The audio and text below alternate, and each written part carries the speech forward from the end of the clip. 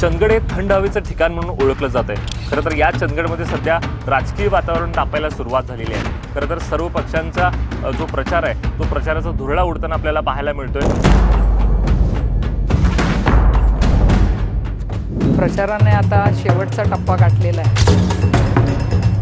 काय सांगाल? खरं तर संग्राम कुपेकर हे तुमचे बंधू आहेत, हे एकत्र आलं पाहिजेत आणि एकत्र आल्यानंतर विजयाची गाणी तो वेगळे असतील, ताकद वेगळी असेल। आम्ही दोघंही जे आहोत ते स्वर्गीय बाबासाहेब कुपेकरांच्या विचाराचे आहोत, त्यामुळं ह्या लोकांच्या पण जनतेच्या कल्याणासाठी पण आम्ही दोघांनी एकत्र येणं आवश्यक होतं। पण दुर्दैवानं त्यांनी तसा निर्णय घेतला नाही, पण पुढील येणाऱ्या काळात त्यांनी तो निर्णय घेतला तर आम्ही त्यांचं नक्कीच स्वागत करतो। अजून 8 दिवस आहेत, काय अशी हालचाली होणार आहेत का त्यांना एकत्र आणण्यासाठी? आमच्याकडून the doors are open, it is never too late for anything. ते काही एका वृत्तवाहिनीशी बोलताना म्हणाले की ताईंच्या शब्दापुढे मी नाही आहे, तुम्ही हाक द्या। ताई येणार एवढं नक्की, लीड जनता ठरवेल। चंदगड हे थंड हवेचं ठिकाण म्हणून ओळखलं जातंय। खरं तर या चंदगडमध्ये सध्या राजकीय वातावरण तापायला सुरुवात झालेली आहे। खरं तर सर्व पक्षांचा जो प्रचार आहे तो प्रचाराचा धुरळा उडताना आपल्याला पाहायला मिळतोय आणि याच विषयी जाणून घेण्यासाठी आम्ही आता पोहोचलो आहोत स्वर्गीय बाबासाहेब कुपेकर यांच्या बालेकिल्ल्यामध्ये आणि आता आमच्याशी बोलण्यासाठी त्यांच्या कन्या आहेत नंदाताई कुपेकर मॅडम। आपलं स्वागत आहे तरुण भारतमध्ये। ताई, कसा प्रचार चाललाय, कसा रिस्पॉन्स आहे? प्रचाराने आता शेवटचा टप्पा गाठलेला आहे, त्यामुळं प्रचंड वेगानं ही यंत्रणा आमची सर्व राबत आहे। प्रतिसाद अतिशय उत्तम मिळत आहे, सामान्य जनतेतून असेल किंवा जे आपले प्रोफेशनल्स ज्यांना म्हणतो आपण, वकील, डॉक्टर, व्यापारी संघटना, ह्या समाजातील प्रत्येक घटकाकडून एक अतिशय चांगला आणि उत्स्फूर्त असा प्रतिसाद मिळताना दिसत आहे। चंदगडबद्दल वारंवार बोललं जातंय की चंदगड हा विकासापासून वंचित आहे, यासाठी तुमचं महत्त्वाचं पाऊल काय असणार आहे? चंदगड विधानसभा मतदारसंघ हा 3 तालुक्यांनी बनलेला आहे। आजऱ्याचा काही भाग आहे, गडिंग्लजचा काही भाग आहे आणि पूर्ण चंदगड तालुका आहे। या तिन्ही विभागांचे प्रश्न वेगवेगळे आहेत, त्यामुळे ह्या तिन्ही चंदगड तालुक्याचं जर घ्याल तर विकासाच्या दृष्टीने नक्कीच वंचित राहिलेला आहे, शेवटचं टोक आहे। पण अतिशय प्रचंड क्षमता असलेला तालुका आहे। पर्यटनाच्या दृष्टीनं असेल, कृषीच्या दृष्टीनं असेल, उद्योग आणण्याच्या दृष्टीनं असेल, तर ह्या सर्व पातळीवर काम करण्याची गरज आहे। गडिंग्लजमध्ये पाणी प्रश्न सुटल्यामुळे सुजलाम सुफलाम झालेला हा तालुका आहे। अनेक सुविधा आरोग्याच्या असतील, शैक्षणिक असतील, चांगल्या इथं आता निर्माण झालेल्या आहेत। गरज आहे उद्योग आणायची। इथला आजरा असेल, गडिंग्लज असेल, इथल्या तरुणांच्या आणि तरुणींच्या हाताला उद्योग देणं आणि कृषीवर जास्ती काम करून इथं कृषी कशी अजून आधुनिकीकरण करेल ह्याच्यावर भर राहणार आहे। चंदगडमध्ये भर राहणार आहे पर्यटनावर। 4 किल्ले चंदगडमध्ये आहेत। पर्यटन विकसित करणं, तुम्ही म्हणाला की हा थंड हवेचं ठिकाण आहे, खरोखर ह्याला प्रतिमाबळेश्वर ह्या धर्तीवर त्याचा विकास करणं गरजेचं आहे की जेणेकरून पर्यटक मोठ्या प्रमाणात येईल। नुसतंच किल्ले पर्यटन नाही तर कृषी पर्यटन। आज आपल्याला कल्पना आहे की अनेक लोकांना काजू कसा लागतो हे देशात माहीत नाही आहे, त्यामुळे रताळी इथं आहे, बटाटा आहे, इथं काजू आहे आणि काही भाग कोकणाच्या बॉर्डरमध्ये असल्यामुळे आंबा, फणस, तर हे कृषी पर्यटन पण फार मोठ्या प्रमाणात आपण इथं विकसित करू शकतो।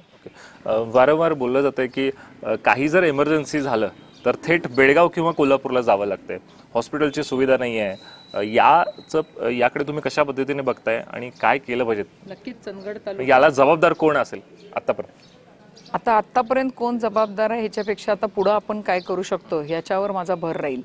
ह्यावर नक्कीच स्वर्गीय कुपेकर साहेब असताना पाटणे फाट्यावर एक 100 खाटांचं ट्रॉमा केअर सेंटर आणण्याचं काम त्यांनी केलं होतं। त्याला मंजुरी मिळाली, आईसाहेबांच्या काळात त्याला बजेट लागून आम्ही घेतलं, त्याच्यासाठी 2.5 एकर जागाही मिळवून दिली MIDC मध्ये। पण दुर्दैवाने ह्या 5 वर्षात लोकप्रतिनिधींचं ह्याच्याकडं अशा अनेक ज्या मूलभूत सुविधा या सगळ्याकडेच दुर्लक्ष झालेलं आहे। त्याच्यापैकी पाटणे फाट्याचं ट्रॉमा केअर एक सेंटर म्हणता येईल। तर हे ट्रॉमा केअर सेंटर नसल्यामुळे आणि रस्त्यांची दुर्दशा झाल्यामुळे एक उदाहरण मी तुम्हाला देईन की बेळगाव वेंगुर्ला हायवे जर तुम्ही गेला असाल, म्हणजे आम्ही आता तिथूनच आलो, तर त्या रस्त्याची दयनीय अवस्था, अतिशय दयनीय अवस्था आहे। तो रस्त्याचं चौपदरीकरण करणं गरजेचं आहे। येण्या जाण्याचा मार्ग आहे, म्हणजे पेशंट पण सगळे आपले त्या मार्गाने जातात। तर पाटणे फाट्याचं जर ट्रॉमा केअर सेंटर असतं, गेल्या वर्षात 32 मृत्यूमुखी पडलेले आहेत। ॲक्सिडेंट्स तर असंख्य झालेले आहेत, पण मृत्युमुखी 32 मुलं पडलेली आहेत तिथं। ही अतिशय गांभीर्यानं घेण्याची घटना आहे। जर पाटणे फाट्याचं ट्रॉमा केअर सेंटर चालू असतं तर नक्कीच काही जीव वाचू शकले असते. तर प्राधान्यानं ट्रॉमा केअर सेंटर चालू झालं पाहिजे. आणि ज्या धर्तीवर गडिंग्लजमध्ये 100 खाटांचं हॉस्पिटल आहे, जिथं हजारो रुग्ण एकही पैसा न भरता ट्रीटमेंट घेतात, तसं चंदगडचं आपल्या हक्काचं एक हॉस्पिटल 100 खाटाचं असणं, की विशेषतः माता शिशु यांची काळजी घेणारं, आणि कॅन्सर सेंटर, आज घराघरात कॅन्सरचे पेशंट आहेत. तर ही आरोग्य सुविधा चंदगडमध्ये आणणं हे अतिशय आता प्राधान्यानं करायच्या गोष्टी आहेत. ताई, AVH प्रकरणात तुम्ही बरेच ॲक्टिव्ह होतात, रस्त्यावर उतरलात, त्यामध्ये तुम्हाला जेलही झाली. काय प्रकरण होतं ते? AVH हे कोल्टार डिस्टिलेशन इंडस्ट्री होती. अतिशय रेड झोन म्हणजे अतिशय प्रदूषणकारी आणि क्लास 1 कार्सिनोजेन ज्याला आपण म्हणतो, की 100% कॅन्सर होणार अशा प्रकारची ही इंडस्ट्री. तुम्ही ज्याप्रमाणे म्हटलं, अतिशय निसर्गरम्य तालुका, तर इथलं पर्यावरण नष्ट झालं असतं, पाणी प्रदूषित झालं असतं आणि लोकांचं जीवन धोक्यात आलं असतं. नुसतं लोकांचं नाही, तर स्त्रीच्या गर्भात असलेल्या मुलावरही त्याचा परिणाम झाला होता. अतिशय असा हा जो विनाशकारीच हा शब्द त्याला योग्य ठरेल. हा प्रोजेक्ट आल्यावर एक डॉक्टर म्हणून, नुसतं लोकप्रतिनिधी म्हणून नाही, पण एक डॉक्टर म्हणून पण मला समजत होतं की ह्याच्यामुळे काय काय आजार होऊ शकतात किंवा ह्याचा परिणाम किती वाईट होऊ शकतो. त्यामुळं आम्ही सर्व प्रकारच्या लढाया केल्या त्याच्यासाठी. न्यायालयीन लढाया केल्या, शासनाच्या पातळीवर लढाया केल्या, रस्त्यावर उतरून आंदोलनं केली आणि 3 वर्ष या लढाईला आम्हाला यश आलं. आणि हा देशातला एकमेव उदाहरण आहे की 200 कोटीचा चालू झालेला प्रकल्प हद्दपार करण्याचं काम हे चंदगडच्या जनतेनं त्यावेळी माझ्या सोबतीनं केलं होतं. सध्या ताई, महाविकास आघाडीमध्ये बराच दुरावा निर्माण झाला आहे. त्या सर्व नेत्यांना एकत्रित करण्यासाठी तुमचं पाऊल काय असेल? आमच्या स्तरावर म्हटलात तर शिवसेनेचे उद्धव ठाकरे साहेब आले होते परवा. त्यांनी आम्हाला सर्व उमेदवारांना घेऊन त्यांच्या सर्व कार्यकर्त्यांना आव्हान केलेलं आहे की हा माझाच उमेदवार आहे असं समजून या उमेदवाराच्या पाठीशी राहा. त्यामुळे शिवसेना आता बऱ्यापैकी आता समन्वय साधलेला आहे आमच्याशी. राहता राहिला काँग्रेसचा प्रश्न. आम्ही वाट बघतोय की आदरणीय बट्टी पाटील साहेब आमच्या तालुक्यात ह्या मतदारसंघात येतील. आणि आता जवळजवळ 50% झाला आहे असं म्हणायला हरकत नाही काँग्रेसशी, पण अजून 50% कार्यकर्ते अजून आमच्या प्रचारात कार्यरत नाही. आणि त्यांना कार्यरत करण्याची जबाबदारी आणि क्षमता फक्त आमदार सतेज पाटील यांच्यात आहे. त्यामुळे आम्ही ते येण्याची वाट बघतोय. तुम्ही वेल एज्युकेटेड उमेदवार आहात, त्यासाठी या पूर्ण मतदारसंघात रोजगाराची कुठेतरी कमी जाणवते. इथले सर्व जे मुलं मुली आहेत ते पुणे मुंबई इकडे जातात. त्यासाठी काय तुमचं पाऊल असेल? आपल्याला उद्योग निर्मिती नक्कीच करायची आहे, पण ही ग्रीन झोनमध्ये येणारे उद्योग आपल्याला आणायचे आहेत. कृषीवर आधारित उद्योग. मी तुम्हाला सांगेल की काजूचं बोंड जे असतं आपलं, ज्याला मुरटा म्हणतो, त्याच्या डिस्टिलेशनची परवानगी सिंधुदुर्ग जिल्ह्यात आहे, पण कोल्हापूर जिल्ह्यात नाही आहे. ती जर डिस्टिलेशनची परवानगी इथं मिळाली तर काजू उद्योग ह्याला अजून चालना मिळेल. आणि ह्या डिस्टिलेशनमुळे 1000-1500 मुलांना तर नक्की इथं नोकऱ्या मिळतील. आज आपल्याकडे रताळा बटाटा मोठ्या प्रमाणात होते. तुम्हाला माहिती आहे की रताळ्याची चिप्स आता हार्टसाठी पण चांगले असं सगळीकडे जगात आम्ही डॉक्टर म्हणून सांगतोय. तर ह्या रताळा बटाट्यावर प्रक्रिया करणारा उद्योग जर इथं आला तर नक्कीच अजून 1000-1500 मुलांच्या तरुणांना इथं नोकरी मिळू शकते. पर्यटन, चंदगडमध्ये पर्यटक येतोय नाही असं नाही, पण थांबत नाही, कारण इथं खाण्यापिण्याची राहण्याच्या चांगल्या व्यवस्था नाही. जर हॉटेल इंडस्ट्री आपण इथं आणू शकलो, एक 10-15 अगदी चांगल्या क्वालिटीचे हॉटेल्स जर इथं आले, ज्याची म्हणजे खूप क्षमता आहे चंदगडमध्ये ह्याची, तर ते जर आले तर अजून 1000-1500 मुलांच्या हाताला नोकऱ्या मिळू शकतील. We are well connected. एका बाजूला मोपा एअरपोर्ट आहे, बेळगाव एअरपोर्ट आहे, कोल्हापूर एअरपोर्ट आहे. तर गडिंग्लजमधली औद्योगिक वसाहत पण आज रिकामी आहे, चंदगडमधली रिकामी आहे. तर हे सगळे उद्योग, टेक्स्टाईल पार्क आज कर्नाटकात होतात आहे. आमच्या अगदी बॉर्डरला लागून 1 किलोमीटरवर प्रचंड टेक्स्टाईल पार्क आहे, जिथं 3500 नोकऱ्या आहेत. असाच एखादा टेक्स्टाईल पार्क जर गडिंग्लज MIDC मध्ये आला, IT इंडस्ट्री येऊ शकते. म्हणजे खूप करायची इच्छा आहे. ह्या सगळे उद्योग आणण्यासाठी त्याचा पाठपुरावा करून उद्योजकांना आणून MIDCच्या बऱ्याच जागा उद्योजकांनी घेऊन ठेवलेल्या आहेत, पण ते उद्योग चालू झालेले नाहीत. त्या प्रत्येक उद्योजकाला भेटणं, त्याला काय अडचणी आहेत, काय समस्या आहे ते समजावून घेऊन त्याचा पाठपुरावा करून त्यांना मदत करून ती इंडस्ट्री आणणे, अशा अनेक मार्गांनी आपण उद्योग ह्या मतदारसंघात आणू शकतो. महायुतीने लाडकी बहीण योजना ही सुरू केली, तुमचा अजेंडा काय असेल? स्वागत आहे. महिलांना आधार देण्याची गरज आहे, पण महिलांना आधार देता देता त्याचा उपयोग हा महिलांना एक ब्लॅकमेल करण्यासाठी किंवा त्यांच्यामध्ये भीती निर्माण करण्यासाठी केला जाऊन जो प्रकार अलीकडे कोल्हापूरमध्ये घडला, अतिशय निंदनीय प्रकार घडला. त्यामुळं महिलांना आधार देण्याची गरज आहे आणि आमच्या महाविकास आघाडीचा जाहीरनामा जर तुम्ही बघितला असेल तर महिलांना 3,000 रुपयेपर्यंतचे एक सपोर्ट देण्याचं आम्ही आश्वासन दिलेलं आहे आणि जे आमचं सरकार आल्यावर आम्ही नक्कीच पूर्ण करू. खरं तर राज्यात असं म्हटलं जातं की एकत्र ठाकरे बंधू एकत्र आले पाहिजेत आणि चंदगडमध्ये कुपेकर बंधू एकत्र आले पाहिजेत. काय सांगाल? खरं तर संग्राम कुपेकर हे तुमचे बंधू आहेत, हे एकत्र आलं पाहिजेत आणि एकत्र आल्यानंतर ही विजयाची गणित वेगळे असतील, ताकद वेगळी असेल. नुसतं राजकारणापुरतं नव्हे, माझी अतिशय प्रामाणिक इच्छा ह्यावेळी होती की घरातले किंवा आमच्यामधले जे मतभेद आहेत ते वैचारिकच आहेत, असं काय आमचं कशा दुसऱ्या प्रॉपर्टीवरून वगैरे वाद नाही आहे, तर ते मतभेद मिटावेत, हे कुटुंब एकत्र आणावं.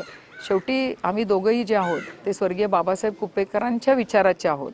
त्यामुळं ह्या लोकांच्या पण जनतेच्या कल्याणासाठी पण आम्ही दोघांनी एकत्र येणं आवश्यक होतं. पण दुर्दैवानं त्यांनी तसा निर्णय घेतला नाही. पण पुढील येणाऱ्या काळात त्यांनी तो निर्णय घेतला तर आम्ही त्यांचं नक्कीच स्वागत करू. अजून 8 दिवस आहेत, काय अशी हालचाली होणार आहेत का त्यांना एकत्र आणण्यासाठी? आमच्याकडून the doors are open. It is never too late for anything. ते काही एका वृत्तवाहिनीशी बोलताना म्हणाले की ताईंच्या शब्दापुढे मी नाही आहे, तुम्ही हाक द्या.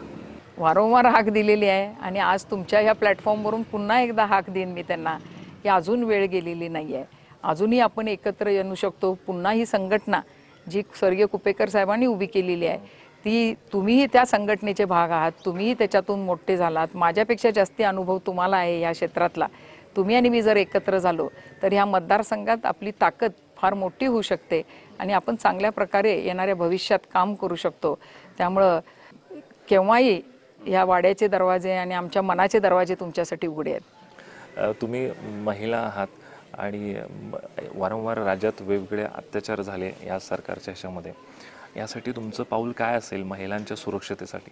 अतिशय संतापजनक आणि उद्विग्न करणाऱ्या या घटना आहेत की छोट्या छोट्या 3-3 वर्षाची जर मुली सुरक्षित नसतील तर आपल्याला वाटतं की कायदा आणि सुव्यवस्था ह्या राज्यात शिल्लक आहे की नाही.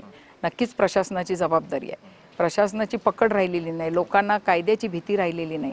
तर शक्ती नावाचा कायदा जो आपण आणणार आहे विधानसभेत, ज्याचं काही कारणास्तव असेल किंवा ह्या आहे त्या शासनाची लॅक ऑफ पॉलिटिकल विल जे आहे तो थांबलेला आहे, तो काही करून आणला पाहिजे. मी बऱ्याच सजेशन्स दिल्या होत्या की दोन्ही गोष्टी आहेत. एक, समाजामध्ये प्रबोधन होणं आवश्यक आहे. जो व्यसनाधीन झाला आहे तरुण किंवा ह्या गोष्टी घडतात आहे तर त्या थांबवण्यासाठी तरुणांचं प्रबोधन होणं आवश्यक आहे. पण त्याचप्रमाणे कायदा कडक होणं. त्यामुळे शक्ती कायद्याअंतर्गत जे 1 महिन्यात फास्ट ट्रायल्स घेऊन अतिशय एक्झेम्पलरी पनिशमेंट ज्याला म्हणतो की ज्याच्यामुळे धाक बसेल लोकांच्यात, त्याप्रमाणे पनिशमेंट पण झाली पाहिजे. तो शक्ती कायदा आपण ताबडतोब अंमलात आणणं गरजेचं आहे. खरं तर राष्ट्रवादी काँग्रेसमध्ये म्हणजे शरद पवार गटामध्ये सुप्रिया सुळे आणि 2 महिला सोडल्यानंतर तुम्हीच आहात. काय पुढचं टार्गेट असेल? म्हणजे मोठं काही करण्याचं काय टार्गेट आहे? मला असं समजते की ह्या तिन्ही जिल्ह्यातून महिला उमेदवारी माझ्या एकटीचीच आहे. त्यामुळे नक्कीच माझी जबाबदारी जास्ती आहे की मी ह्या सर्व असं म्हणेन ह्या तिन्ही जिल्ह्यातल्या महिलांना मी आज प्रतिनिधी आहे ह्या सगळ्यांची. त्यामुळे महिलांचे जे प्रश्न आहेत, महिलांकडे जाल तर त्या गोष्टी कुठल्या करतात, त्या म्हणतात की आमच्या हाताला काम द्या. त्यामुळे महिला उद्योजकांना पुढं आणणं, बचत गटाच्या महिलांच्या हाताला काम देणं. त्या काम करतात पण ते ज्या वस्तू तयार करतात त्याला बाजार मिळत नाही, मार्केटिंग त्याचं केलं पाहिजे. त्यामुळे महिला सबलीकरण, महिला सशक्तीकरण आणि महिला सुरक्षा हे प्राधान्यानं माझ्यापुढं एक आव्हान आहेत की मी उत्सुक आहे त्या सर्व विभागात काम करायला. आणि आमच्या आदरणीय नेते सुप्रियाताई यांच्या मार्गदर्शनाखाली जी जबाबदारी त्या माझ्यावर सोपवतील ती ह्या राज्यात मी पूर्ण करेन. ती मोठी जबाबदारी सोपवली तर तुम्ही स्वीकारायला तयार? 100%. राजकारणात मी आहे ते समाजकारण करण्यासाठी. मी स्वतः पेशानं डॉक्टर आहे, त्यामुळे आरोग्य या विभागात मला नक्कीच काम करायला आवडेल. तुमच्या बाजूलाच लगत सीमा भाग आहे. वारंवार सीमा भागात अत्याचार होत आहे. सर्व सीमा भाग तुमच्याकडे आशेचं किरण लावून बसल्या, कारण स्वर्गीय बाबासाहेब कुपेकर त्या लढाईमध्ये होते. काय सांगाल, सीमा प्रश्न सोडवण्यासाठी तुमची भूमिका काय असेल? सीमा प्रश्नासाठी माझी भूमिका ही समन्वयाची असेल. आज जे वाद सीमा भागात होतात, कुठंतरी ह्या सगळ्या घटकांना एकत्र आणणं आणि ते प्रश्न सोडवणं महत्त्वाचं राहील. आता आदरणीय पवारसाहेबही तुम्हाला माहीत आहेत की सीमा भागाच्या प्रश्नांबद्दल प्रचंड आस्था असलेला नेता आहे आणि त्याच्या खालोखाल स्वर्गीय बाबासाहेब कुपेकर होते. सीमा भागातील लोक त्यांच्याकडे कायमस्वरूपी यायचे, आपले प्रश्न सोडवून घ्यायचे. त्याच धर्तीवर मीही सीमा भागातल्या आपल्या नेत्यांच्या बरोबर संबंध प्रस्थापित करेन. नुसत्याच आपल्या महाराष्ट्रातल्या लोकांच्या बरोबर नाही तर कर्नाटकातले जे नेते त्याच्यात आपल्याला मदत करू शकतात आणि ह्या सगळ्यांच्यामध्ये एक समन्वय साधून आपल्या सीमावर्तीय बांधवांना न्याय द्यायचा प्रयत्न करेन. शेवटचा प्रश्न आहे, ताई कितीचं लीड येणार? ताई येणार एवढं नक्की, लीड जनता ठरवेल. धन्यवाद. तुम्ही मला वेळात वेळ जो दिला त्याबद्दल धन्यवाद. तर ह्या होत्या नंदाताई कुपेकर बाबुळकर यांनी जो आम्हाला वेळ दिला आणि ताईने सांगितलं लीड नाही पण नक्की निवडून येणार. तुर्तास इथेच थांबतोय. कॅमेरा पर्सन निलेश मोरेसह विजय निंबाळकर, तरुण भारत न्यूज, चंदगड.